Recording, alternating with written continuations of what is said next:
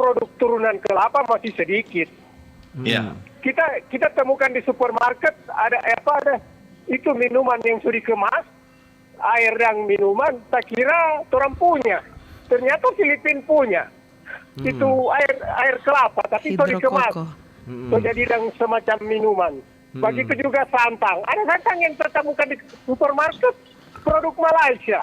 Nah, jadi berarti menurut kita orang terindustrialisasi kelapa masih belum terlalu bersaing.